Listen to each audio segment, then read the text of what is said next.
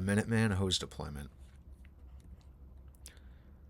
The Minuteman hose deployment, we're going to talk about some terminology before we get started. A lot of people get confused about which side of the hose we're talking about when we're packing it and deploying it. So the clean side is going to be the side of the hose that always stays outside of the building, most likely, and then the dirty side is the side of the hose that goes inside, which would be the nozzle. Each side is both 100 feet on our crosslays. So when we're loading the clean side, it starts by attaching it to the discharge, and then you're just going to load it flat and put loops at row 2 and 5.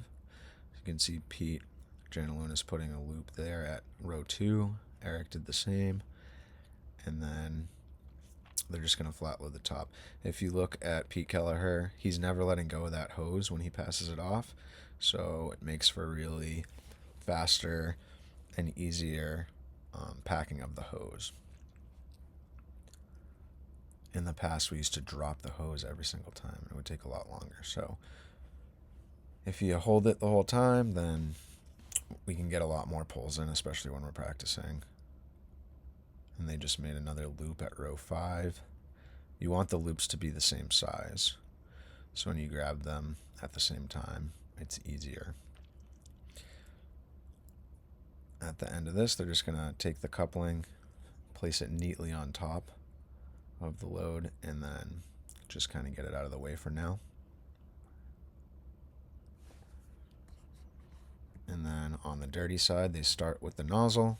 We like the bail up, and you want that nozzle to be flush with the hose bed. Pete just put a loop on the opposite side of the truck so that you can pull that nozzle from the opposite side if you wanted to. So let's just say the other line got pulled first off of that side, and you wanted to make sure that you could reach the same distance with this line, then it needs to come off the same side of the truck. So that loop is there. It could be a little messy. It takes some practice to pull it off the opposite side. It's kind of like a mirror way of pulling it, but it is an option, and that is why we have that single loop on the opposite side. At the 50-foot mark, it's really important that you put that coupling with the same side as the nozzle, and I'll explain why when we deploy it, but it's just a marker to show you the middle of where that hose load is. So, and they're just finishing up here.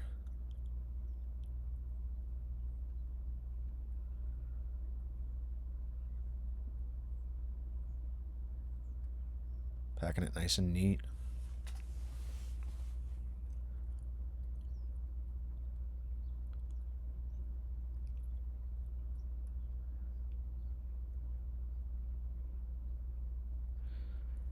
And then at the end, when you get to the coupling, you're just going to attach those two together. Make sure that they're facing the same direction, and then they're ready to pull. So why do we put loops at 2 and 5? Here's how we used to do it with just a single loop. When Sean's pulling it, he lets go, and then you see that big pile of spaghetti that gets left behind. It's fine in a parking lot. If he just kept walking straight, of course that would pull out, but in real life, when you have to make a turn around a car, you go left, right, wherever, it's going to leave that big pile of spaghetti behind. So we added the second loop, so now that there's a loop at 2 and 5, you'll watch when he deploys it, he grabs both of them, he's going to walk until one of them pulls, and then lets go of that one, and he'll continue to walk until the next one pulls. And when that happens, in a very short span, all of that hose line is deployed, and that will save you on the other end where you have all that extra hose with the nozzle versus outside on the front lawn. So this is called the back stretch, and it's for his finishing move. He's going to grab the nozzle side or the dirty side, shoulder it, take a step. He's going to turn around. He's going to grab that 2 and 5 and just walk. He's going to feel that loop pull tight, drops that one. He's going to clear all that spaghetti now, walk it out until he feels that second pull, and then let that other loop go as well. He's going to find his destination, which is going to be headquarters front door, walk up, and put the hose on the ground. When you drop the hose, it's really important that you drop it neatly if you want it to deploy this nicely. And very quickly he has all his line deployed and ready to go at the door. So this one's called the drop stretch. It's the same thing how you shoulder it and deploy it, just the ending is going to be a little different. I grab the hose off the truck till the center of it almost. Grab that 2 and 5 and start walking. Felt the tug, drop the hose. Going to clear out that spaghetti now. I'm going to keep walking until it tugs again. Once it does, I'm going to look for my destination. See that it's the green doors. And about 30 to 40 feet away from my destination, I'm going to drop it and walk backwards. So that's why it's called the drop stretch. Deploys really nicely. I'm actually going to rewind it and explain it a little bit in slower motion here. So right now, my right hand is on the nozzle side, grabbing onto the hose, and my left hand is grabbing that coupling. So that coupling I told you about earlier, it's really important that you stack it towards the front so we know where the middle of the stack is. And then I'm just going to drop the hose on the ground, holding those two, walk backwards to the door.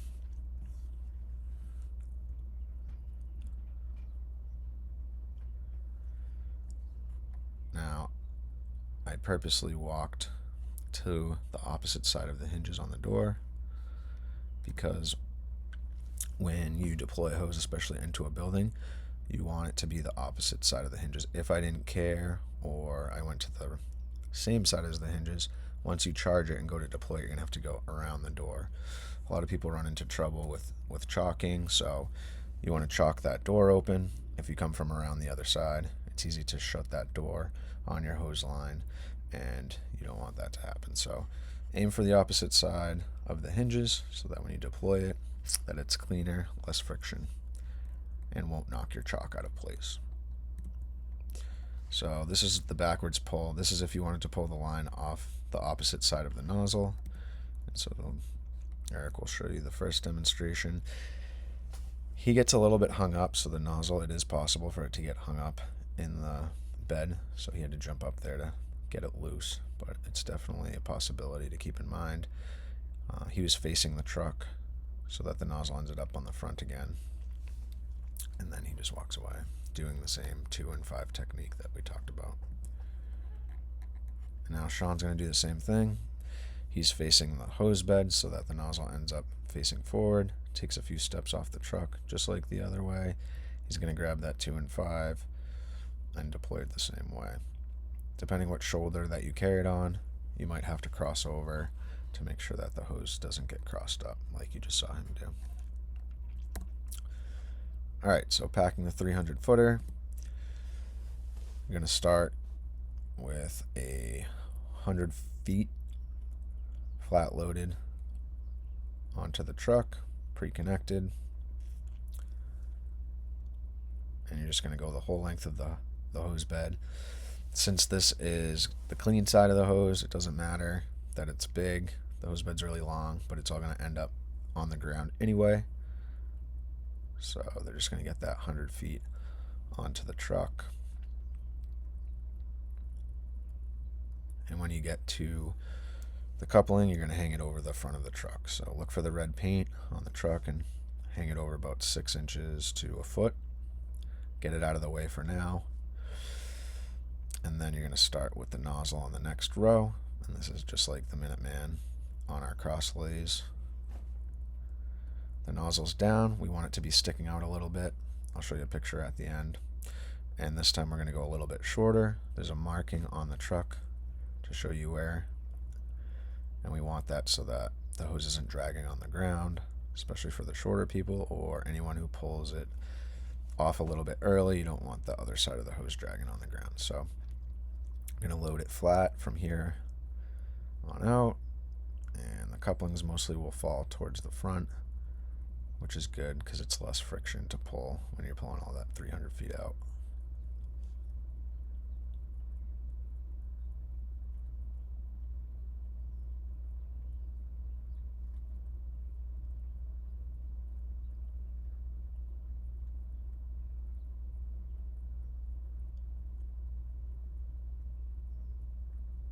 Want it to be nice and neat. If you have to push down on it to make it all fit nice and tight in the bed, don't be afraid to step on it.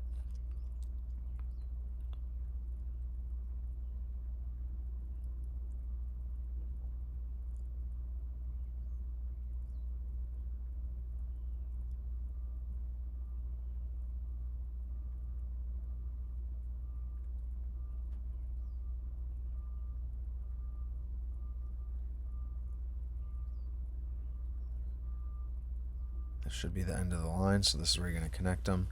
The male piece that was hanging over the edge is going to meet the female piece in the middle. I'm just going to connect them. Make sure that they're sitting nicely in the hose bed. So we want the nozzle sticking out a little bit, because when it's actually in the hose bed and you try to pull it out, then it ends up pulling out the clean side of the hose as well, that loop. And we decided we're going to put the loop at the third row. So 300 footer, third row. That's how we're going to remember it. And that seems to be the best way to deploy it. So the 300 foot deployment now. Eric Power is going to step up on the bumper. He's going to grab onto that nozzle. If you pull straight down, it's possible that you'll end up pulling off the clean side too early. So be careful with that. He kind of angles it up, pulls down now on it. Once he thinks he's at the halfway point, he's going to step off the truck carefully, take a couple steps, turn around, and then he's going to grab that loop at row 3 and then walk away. Same thing, he's going to walk until he feels that tug on the hose. Once he feels it tug, then he can drop the rest of it. Hold that hose tightly up top to make sure that you have all of the line on the ground. And once you feel it really tug, you can just let it deploy off the top. This is where carrying chocks is going to be really crucial. I carry 4 or 5 chocks on me. I keep them in my left pocket because I know on my right shoulder I'm going to be holding the hose. And so if I have to stop at a door, it's not going to affect the hose at all. I'm just going to take the chocks out, chalk those doors, and continue on. In garden-style apartments, apartment buildings, nursing homes, places that have a lot of doors, you're going to need quite a few chocks, especially if you happen to be by yourself at this point. On the stairs, you don't want any excess hose to fall off before the stairs, because it will get hung up and stop you in place. So Eric's starting to run out of hose here. He's made it really far. He's 300 feet away, and he deployed it very quickly and efficiently.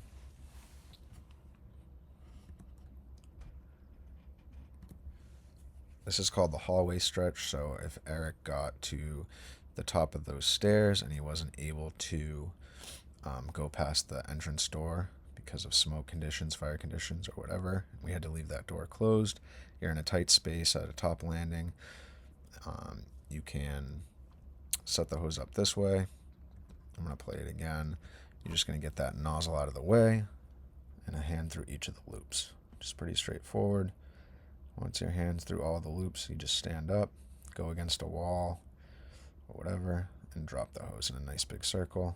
Make sure you fix it up if you have to. You can see that nozzle isn't on top. Make sure the nozzle's on top. And then this is how it looks after you fill it with water. And then it deploys very nicely right off the top. So if he had to go through that door and into that apartment on the left, it would be pretty easy for it to deploy right off the top in a small area. And that's it.